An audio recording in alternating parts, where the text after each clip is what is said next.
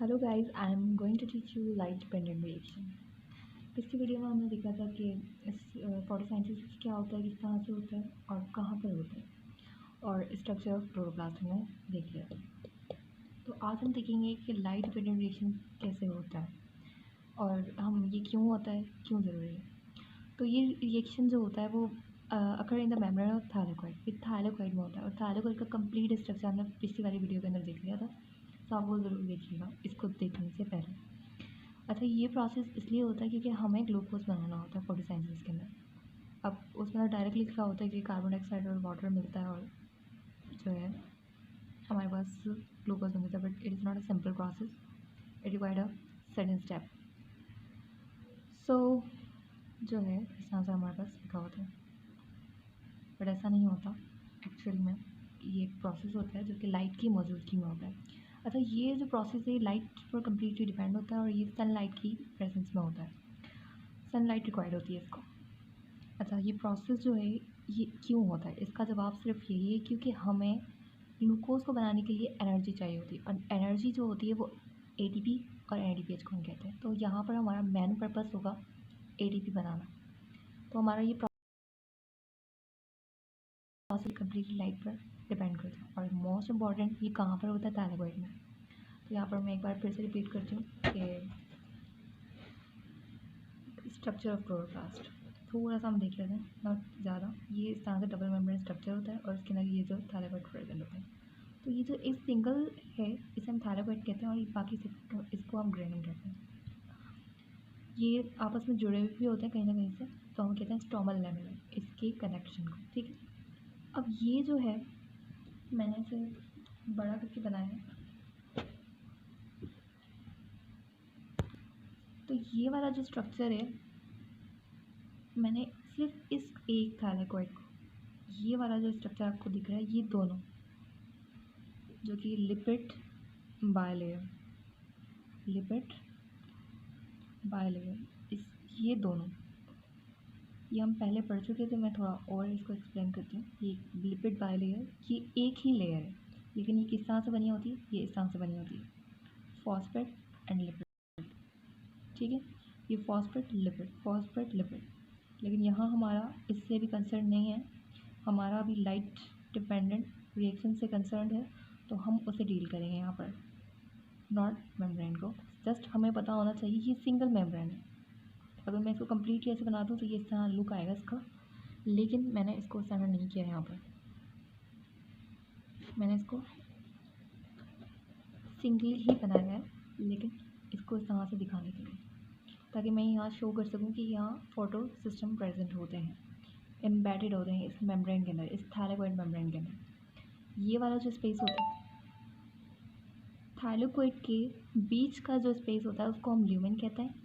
और जो ये हमारे पास है ये है थायलाकोइड, और ये स्ट्रक्चर मैंने बनाया है क्लोरोप्लास्ट का। ये है हमारे पास डबल मेम्ब्रेन स्ट्रक्चर, इसको हम कहते हैं क्लोरोप्लास्ट। क्लोरोप्लास्ट के अंदर हमारे पास थायलाकोइड प्रेजेंट है, तभी मैंने यहाँ पर इसको छोटा सा बना के बता दिया कि ये थायलाकोइड होता है।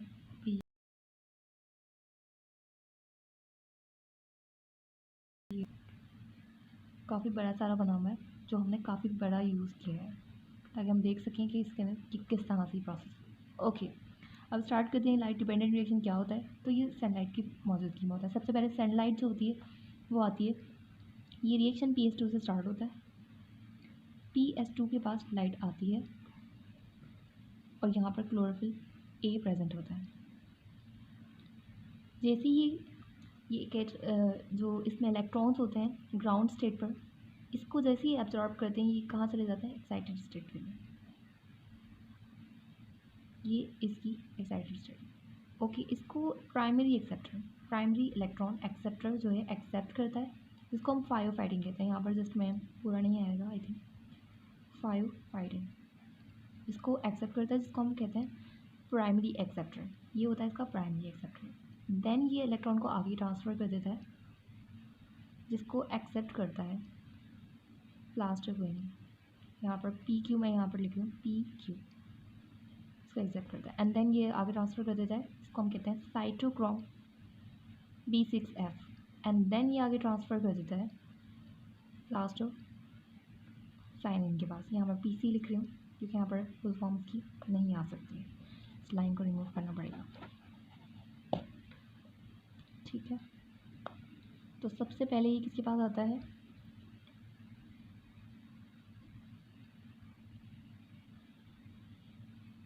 प्लास्टोक्विनिन एंड देन साइटोक्रोम B6F, यहाँ B6F भी नहीं आ रहा, एंड देन प्लास्टोसाइन। जब ये सनलाइट इसके ऊपर पड़ती है तो क्या होता है कि इसके इलेक्ट्रॉन्स जो हैं ग्राउंड स्टेट से एक्साइटेड स्टेट में जाते हैं, और जब ये प्रोसेस काफ़ी टाइम तक होता जाता है, अगेन एंड अगेन होता है, तो क्या होता है कि इसके पास जो है इलेक्ट्रॉन की डेफिशिएंसी आती है। तो ये अपनी इलेक्ट्रॉन की डेफिशिएंसी को पूरा करने के लिए क्या करता है, इस ल्यूमेन के अंदर, याद रखिएगा ये ल्यूमेन है, यहाँ पर वाटर ब्रेक डाउन होता है। यहाँ हम बैलेंस नहीं करेंगे, जस्ट हम देखेंगे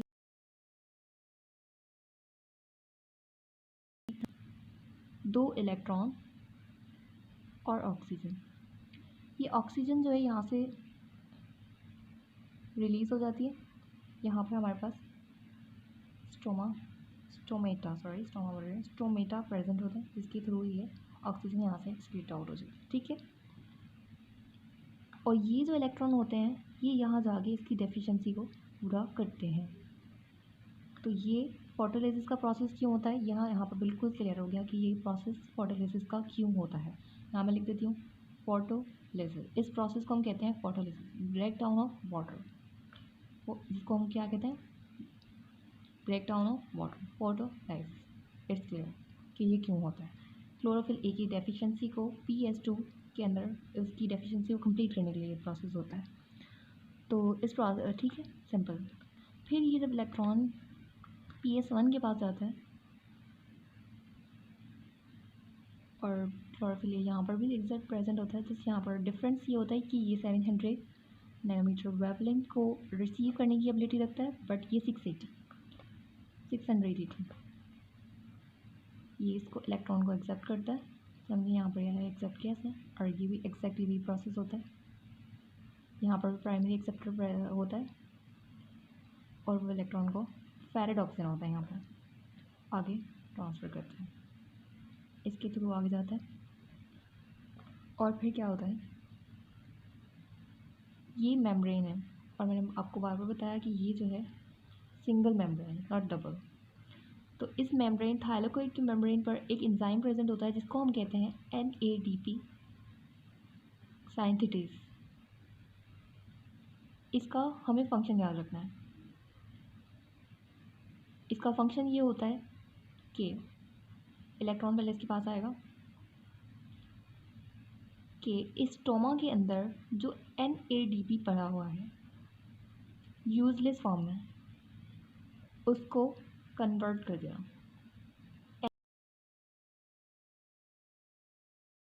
फंक्शन है NADP सिंथेटेज।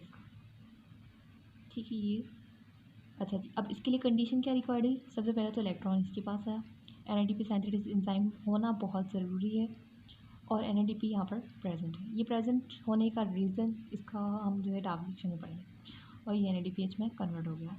और हमने यहाँ पर ये भी देखा कि स्टोमा का हाइड्रोजन इसने एक ले लिया, मतलब कि स्टोमा जो है उसका एक हाइड्रोजन, अभी यहाँ पर हाइड्रोजन में अब कमी आएगी यहाँ पर। ओके, तो यहाँ पर हमारा जो एक पर्पस था वो कंप्लीट हो गया इस प्रोसेस को करने का, कि यहाँ पर NADPH बन गया। एक और पर्पस का हमारा ये है कि ATP हमें बनाना है ATP, और हमें ये भी पता है कि एक NADPH जो होता है वो आगे जाके हमें 3 ATP देगा। ये डिटेल आगे आएगी, बट अभी मैं जस्ट बता रही हूँ। ओके, फिर अब होता क्या है, अच्छा ये जो प्लास्टोकाइनिन है इसका भी एक फंक्शन होता है। ये क्या करता है, यहाँ पर स्टोमा के अंदर जो हाइड्रोजन पड़े होते हैं ये उसको खुद पिक करता है, एंड साइटोक्रोम B6F के थ्रू ये क्या करता है, ल्यूमेन के अंदर ला के छोड़ देता है इसको। जब यहाँ पर वाटर ब्रेक डाउन होता है तो 2 हाइड्रोजन होते हैं, 2 इलेक्ट्रॉन होते हैं, इलेक्ट्रॉन क्लोरोफिल ए के पास चले जाते हैं, ऑक्सीजन रिलीज हो जाता है थ्रू स्टोमेटा। लेकिन जो हाइड्रोजन होते हैं वो ल्यूमेन के अंदर स्टोर्ड होते हैं, और ये जो प्लास्टोकाइनिन होता है ये भी इस हाइड्रोजन को अंदर लेकर आता है। तो एक रास्ता यहाँ पर भी होता है, और जो ये हाइड्रोजन जो है स्टोमा का यूज़ कर रहा है, तो ये एक ग्रेडियंट क्रिएट कर रहा है कि यहाँ पर जो है हाइड्रोजन की आयन की कंसंट्रेशन कम है और यहाँ ज़्यादा है, तो हम इसको कहते हैं ग्रेडियंट, एक डिफरेंस क्रिएट हो रहा है, ठीक है। तो it is a very important point, it is very very important for to manufacture ATP को बनाने के लिए ये ज़रूरी है। अब ये कैसे ज़रूरी है वो भी हम आगे डिस्कस करते हैं। ओके, तो अभी हम ये इट इज़ वेरी इंपॉर्टेंट कि आप ये अंडरस्टैंड कर लें कि ये एक सिंगल मेम्ब्रेन है। ओके, अब ये सिंगल मेम्ब्रेन की बट इसके अंदर सिस्टम्स और वगैरह वगैरह चीज़ें प्रेजेंट हैं। तो यहाँ पर एटीपी सिंथेटेज नाम का एक एंजाइम प्रेजेंट है जो कुछ इस तरह से होता है, जिसको हम ऑक्सीजोम भी कहते हैं और जिसको हम F0 F1 very simple F0 F1 particle भी कहते हैं और ऑक्सीजोम भी कहते हैं और एटीपी सिंथेटेज भी कहते हैं। ये सारे नाम हैं, लिख देती हूँ। एटीपी सिंथेटेज सिंपल, और जो है ऑक्सीजोम भी इसको हम कहते हैं। ऑक्सीजोम थोड़ा कंफर्म नहीं मुझे, बाकी एटीपी सिंथेटेज। अच्छा जी, इसका काम क्या होता है? इसका फंक्शन ये होता है कि जितना भी हाइड्रोजन आयन प्लास्टर क्लीनर लेकर आया और जो है वाटर की ब्रेकडाउन से यहाँ पर जो हाइड्रोजन आयन जमा हुआ है, ये क्या करता है, उसको इसके ज़रिए इस F0 F1 पार्टिकल के ज़रिए क्या होता है, यहाँ से स्टोमा के अंदर आ जाता है और ये स्टोमा के अंदर जमा होना स्टार्ट होता है। इस हाइड्रोजन आयन की प्रेजेंस के अंदर जो यहाँ पर स्टोमा के अंदर एडीपी होता है वो कन्वर्ट हो जाता है एडीपी के अंदर। तो ये हमारा पर्पस था ये सारा प्रोसेस करने का, इंस्टेंस में हुआ है। अब it is very important to understand कि वाटर ब्रेक डाउन हो रहा है और हाइड्रोजन आयन जो है ल्यूमेन के अंदर जमा होते जा रहा है। प्लास्टोक्विनिन भी हाइड्रोजन लेकर आ रहा है और वही हाइड्रोजन जो है हाइड्रोजन आयन जो है वो F0 F1 पार्टिकल के ज़रिए स्टोमा के अंदर जा रहा है और फिर स्टोमा के अंदर क्या हो रहा है, इसी हाइड्रोजन आयन की प्रेजेंस के अंदर एडीपी क्या है, एटीपी के अंदर कन्वर्ट हो रहा है। तो यही हमारा प्रोसेस था जो कि हमें बनाना चाह रहे थे। एटीपी हम हमारे लिए इम्पोर्टेंट था यहाँ पर, और मैं आपको इनकी फुल फॉर्म पे दिखा देती हूँ कि फुल फॉर्म किस तरह से। ये देख सकते हैं आप यहाँ पर, ये बुक के अंदर पूरा। अच्छा, ये नॉन साइक्लिक है, यहाँ पर वर्ड लिखा हुआ है नॉन साइक्लिक, क्योंकि इलेक्ट्रॉन जो है वो गया, पहले वो इलेक्ट्रॉन यहाँ से गया, यहाँ से गया, यहाँ से गया, एंड यहाँ ये वापस नहीं आया, इसलिए इसको कहते हैं नॉन साइक्लिक। साइक्लिक प्रोसेस वो होता है कि फिर वापस स्टार्ट हो जाए। नो, ये ना साइक्लिक नहीं है, ये नॉन साइक्लिक है, ठीक है। ये प्राइमरी साइनिन, फिर क्लोरोफिल ई के पास होता है। P700 यहाँ पर बिल्कुल क्लियर लिखा हुआ है, जो कि मैंने वहाँ शॉर्ट के अंदर लिखा है, बाकी मैंने लिखा सब कुछ यही है। सिंपल सा ये प्रोसेस था, primary acceptor and then ferredoxin, non cyclic electron flow during the light reaction generates ADP and NPG. इसको जेड स्कीम भी कहते हैं। जेड स्कीम इसको इसलिए कहते हैं, देखें इसका जो है इलेक्ट्रॉन इस तरह से जा रहा है, फिर इस तरह से जा रहा है, इस तरह से जा रहा है, तो मैं अलग से बताती हूँ थोड़ा। ये इस तरह से कुछ बन रहा है, तो हम इसको इसलिए कहते हैं जेड स्कीम, इसको हम इसलिए जेड स्कीम भी कहते हैं। तो यहाँ पर हमारे पास क्या है, एटीपी और एनएडीपीएच बन गया।